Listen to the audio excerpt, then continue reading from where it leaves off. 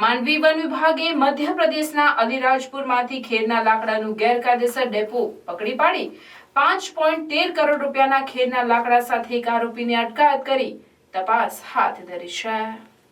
Surat one વર્તુળના મુખ્ય one સંરક્ષક ડોક્ટર કે શશિકુમાર તથા નાયબ વન સંરક્ષક આનંદકુમાર અને ગુપ્તાના માર્ગદર્શન અને સૂચના અનુસાર માંડવી દક્ષિણ રેન્જના કાર્ય વિસ્તારમાંથી 14મી જૂન 2024ના રોજ સવારે ટ્રક નંબર GJ31T7013 ને વન વિભાગના સ્ટાફે રોકી ચેક કરતા તેમાંથી ખેરના લાકડા મળી આવ્યા હતા, જેની પરમિટ ટ્રક ચાલક પાસે મળી ન હતી।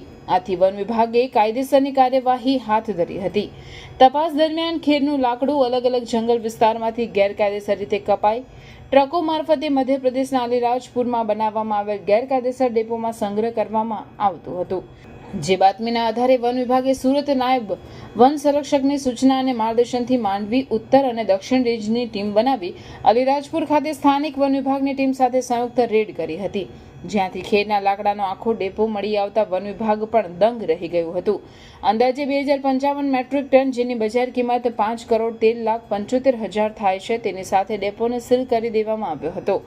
વન વિભાગે આ ગુનામાં સંડોવાયેલા આરોપી આરિફ અલી અમજદ અલી મકરાની રહેવાસી અલીરાજપુર મધ્યપ્રદેશને ઝડપીને ભારતીય અધિનિયમ 1927 અને વન્ય પ્રાણી સંરક્ષક અધિનિયમ 1972ની કલમ હેઠળ તેને ન્યાયિક કાર્યવાહીમાં માંડવી પ્રિન્સિપલ સિનિયર સિવિલ જજ અને એડી ચીફ જ્યુડિશિયલ મેજિસ્ટ્રેટની કોર્ટમાં રજૂ કર્યો હતો।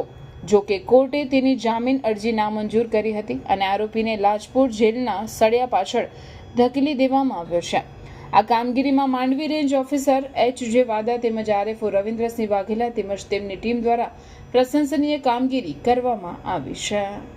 બાબતે તેમની પાસે કોઈ પણ પ્રકારની પાસ પરમિટ ન હતી, જેથી આગળ પકડી અને પ્રાથમિક ઇન્ક્વાયરી ચાલુ કરી અને આગળની ઇન્ક્વાયરીમાં માહિતી મળેલ હતી કે જે આ ખેરના લાકડા છે તે વાહતુક થઈને મધ્યપ્રદેશ રાજ્યના અલીરાજપુર ખાતે જમા થાય છે।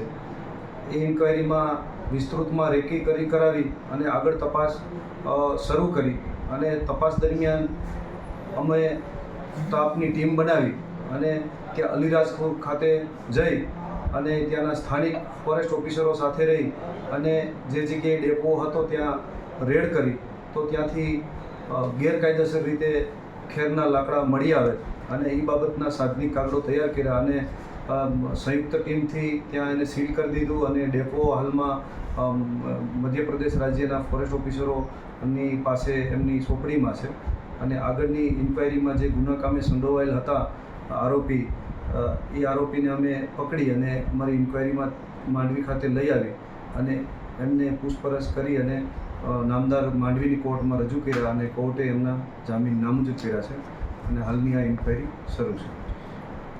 જી, આમાં વધુ તપાસ ચાલે છે? આ ગુનો એવા પ્રકારનો છે કે આ ગુનો કોઈ એક વ્યક્તિથી થઈ શકે નહીં, આમાં વધારે ઇસમોની સંડોવણી છે અને હાલમાં તપાસ શરૂ છે। જી સર।